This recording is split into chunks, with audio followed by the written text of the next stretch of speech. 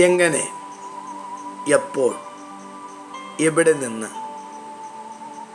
എന്ന ചിന്ത നമ്മുടെ ജീവിതത്തിനകത്ത് എപ്പോഴും വന്നിരിക്കുന്ന മേഖല.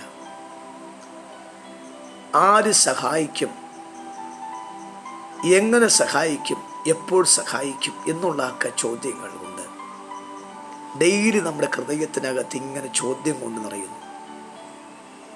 പ്രതീക്ഷിക്കുന്ന ഒത്തവണ്ണം നമ്മൾ ഉയർച്ച കൈവശമാക്കാൻ പറ്റുന്നില്ല.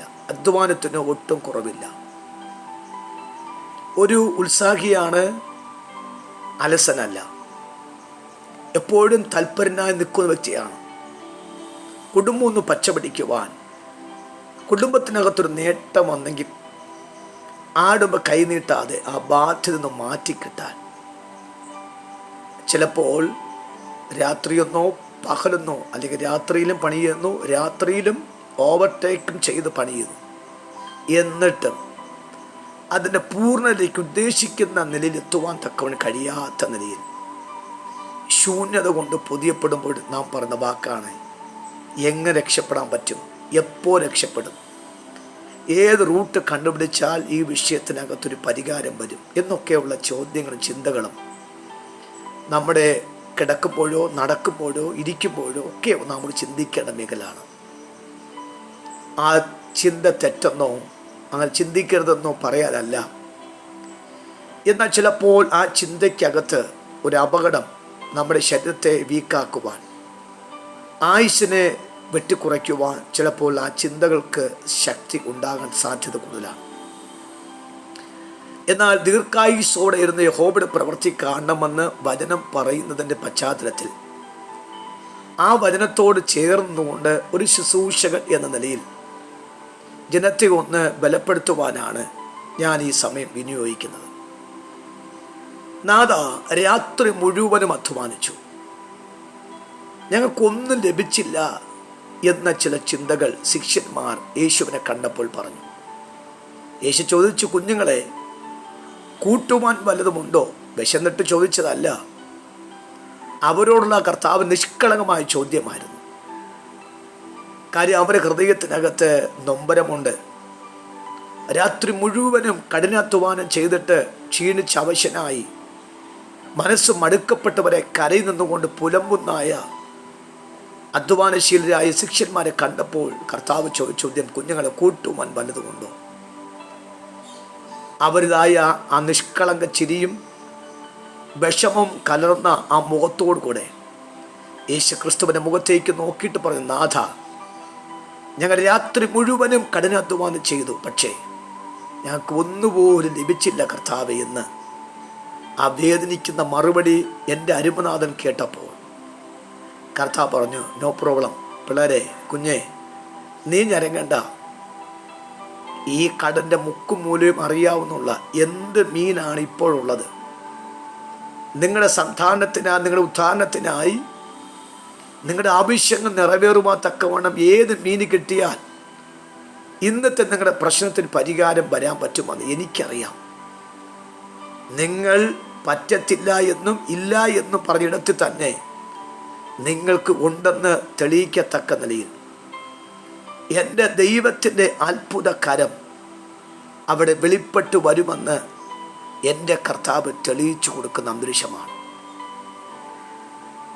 ഇന്ന് രാവിലെ സമയം ആത്മാവിൽ ദൈവമക്കളോട് ഞാൻ പറയുന്നു, ആ ചോദ്യം തെറ്റല്ല, ആ മുഖവും തെറ്റല്ല. മനുഷ്യൻ്റെ ഭാരം മുഖത്ത് തെളിഞ്ഞു കണ്ടെന്ന് മാത്രമാണ്. എന്നാൽ കർത്താവ് പറഞ്ഞു, നിനക്ക് പറ്റില്ല എന്ന് നീ പറയുന്ന സ്ഥാനത്ത് ജനവും പറയുന്നു, നിന്റെ അധ്വാനത്തിൻ്റെ ഒരു നല്ലൊരു സമയം അവിടെ ചെലവഴിച്ചു, നിനക്ക് നല്ലൊരു നന്മ ഉണ്ടായിരുന്നു, നീ ആ രാജ്യത്ത് പോകാതിരുന്നുവെങ്കിൽ, നീ ആ ജോലി വിട്ട് മറ്റൊരു ജോലിയിലേക്ക് പ്രവേശിച്ചുവെങ്കിൽ, നീ ആ കോഴ്സ് എടുക്കാതെ മറ്റൊരു കോഴ്സിലേക്ക് പോയിരുന്നുവെങ്കിൽ നിനക്കിതിനെക്കാട്ടും ശ്രേഷ്ഠമായ തലത്തിൽ കയറിപ്പോകാമായിരുന്നു. യെസ്, ഇതാ ഇന്ന് രാവിലെ സമയം ആ ചിന്തയോടിരിക്കുന്ന ഈ മക്കളോട് കർത്താവ് പറയുന്നു, നീ പരാജയപ്പെട്ടു എന്ന് പറയുന്ന സ്ഥലത്ത് തന്നെ നിന്നെ വിജയിപ്പിച്ച് കയറ്റുന്ന ഞാൻ. ഒന്നുകൂടി വലയെടുക്ക്, ഒന്നുകൂടി വീശ്. സംശയങ്ങൾ ഉണ്ടായിരിക്കാം, പക്ഷേ സ്വർഗത്തെ ഈ ഭൂമി ഉണ്ടാക്കിയ ഞാൻ നിന്നെ കൽപ്പിക്കുന്നു, വലയെടുക്ക്, വീശ്. അവർ വീശി പെരുത്ത മീൻകൂട്ടം വന്നു. എനിക്ക് 3 കാര്യം അവിടെ പറയാൻ താല്പര്യമുണ്ട്. ഒന്ന്, അവരെ വല കീറുമാറായി കർത്താവ് നിറച്ചു. അവരെ പടക് മുങ്ങുമാറായി കർത്താവിന് നിറച്ചു.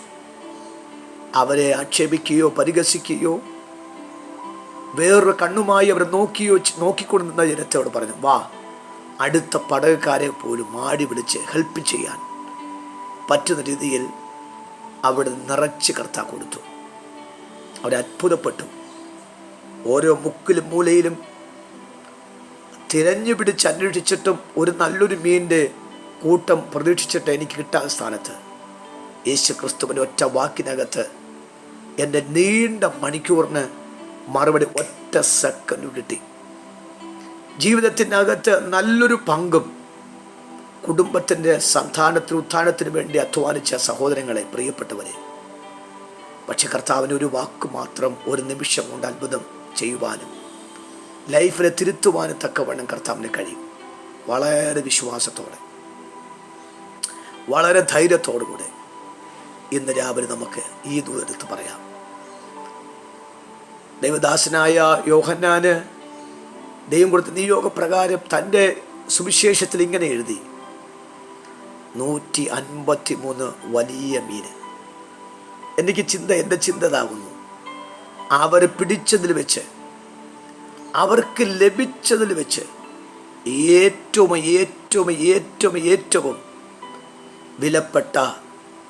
വില ലഭിക്കുന്ന മത്സ്യങ്ങളുടെ വലിയൊരു കൂമ്പാർ ലഭിച്ചു. അതുകൊണ്ട് രാവിലെ ഏറ്റവും മേൽത്തരമായ ഒരു അവകാശത്തിലേക്ക് സ്വർഗത്തിന് ഈ മാസങ്ങൾ കൊണ്ടുപോകാനുണ്ട്.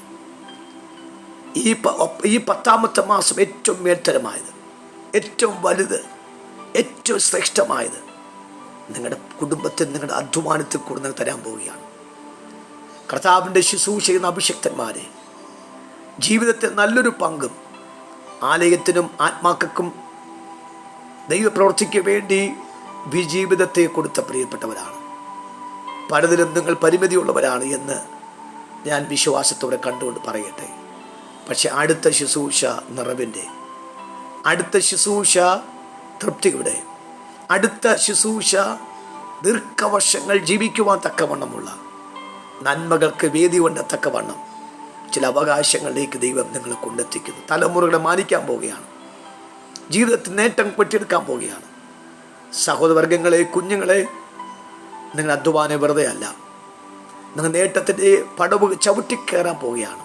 പെരുത്ത മീൻകൂട്ടം എൻ്റെ കർത്താവിൻ്റെ മുഖത്തേക്ക് നോക്കി അതിശയത്തോടെ നിന്നുകൊണ്ട് നിലത്ത് വീണ് കമിണ് വീണ് നന്ദി പറയത്തക്കവണ്ണമുള്ള അത്ഭുതങ്ങൾ ഈ 10ാമത്തെ മാസം കർത്താവ് ചെയ്യും. നിശ്ചയമാണ്. ചിലത് ശേഖരിച്ചു വയ്ക്കുവാനും ചില അവകാശങ്ങൾ സന്തോഷമായി പ്രാപിച്ചെടുക്കുവാനും ദൈവാത്മാവ് നമ്മെ ഉയർത്തും. തളർന്നു വീടില്ല കേട്ടോ, ഉടഞ്ഞു പോകില്ല, ശൂന്യമായി നിർബന്ധത്താൽ ഞാൻ പറയുന്നു, ഒരിക്കലും ശൂന്യമായി പോകത്തില്ല. വിശേഷ നന്മകൾ വാരിക്കൂട്ടത്തക്കവണ്ണം, വിശേഷ അനുഗ്രഹങ്ങൾ വാരിക്കൂട്ടത്തക്കവണ്ണം കർത്താവിൻ്റെ അത്ഭുതങ്ങളിലേക്ക് സഞ്ചരിക്കുന്നു, ഉയർച്ചകളിലേക്ക് സഞ്ചരിക്കുന്നു. വിശേഷ നന്മ കൊണ്ട് പുതിയ ദിവസങ്ങൾ ഈ ദിവസങ്ങളായതുകൊണ്ട് എവിടെയെങ്കിലും ക്ഷീണിച്ചു പോയെങ്കിൽ തിരിച്ചു മടങ്ങി വരാം. പെരുത്ത മീൻകൂട്ടം പടകും മുങ്ങുമാറത്തക്കണം, വലകിറത്തക്കവണ്ണം, അടുത്ത പടകക്കാരെ മാടി പിടിക്കത്തക്കവണ്ണമുള്ള ഉയർച്ചയുടെ വലിയ തട്ടകത്തിൽ കയറി പോകും. നന്മ വരും, മിച്ചം പിടിക്കും, നേട്ടം കൊയ്യും. നമ്മുടെ കുടുംബം അനുഗ്രഹിക്കപ്പെടും, കുഞ്ഞുങ്ങൾ ഉയർച്ച പ്രാപിക്കും, ശുശ്രൂഷ വിജയിക്കും. സന്തോഷത്തിൽ ശബ്ദമായി ഈ ദിവസങ്ങൾ മാറട്ടെ എന്ന് ആത്മാർത്ഥമായി പ്രാർത്ഥിച്ചുകൊണ്ട് നിങ്ങളുടെ ഈ മാസത്തിൻ്റെ അനുഗ്രഹത്തിനും ഇന്നത്തെ വിടുതലിനും ഈ ദൂതനെ നൽകിക്കൊണ്ട് നിർത്തുന്നു. കർത്താവിൻ്റെ നാമത്തിൽ വരെ അനുഗ്രഹിച്ച് പ്രാർത്ഥിക്കുന്നു. ഈ 10ാമത്തെ മാസം അത്ഭുതത്തിൻ്റെ മാസമായി അവരെ കുടുംബത്തിൽ മനസ്സ്, ഹൃദയം നിറയത്തക്കവണ്ണം, കുടുംബം ഉല്ലസിക്കത്തക്കവണ്ണം അടയാളത്തോടെ ചില അത്ഭുതങ്ങൾ ആ കൂടാരത്തിൽ വന്ന് കയറുന്ന കൃപയ്ക്കാൻ നന്ദി. യേശു ക്രിസ്തുവിന്റെ നാമത്തിൽ തന്നെ. ആമേൻ, ആമേൻ, ആമേൻ. God bless you. God bless you. God bless you.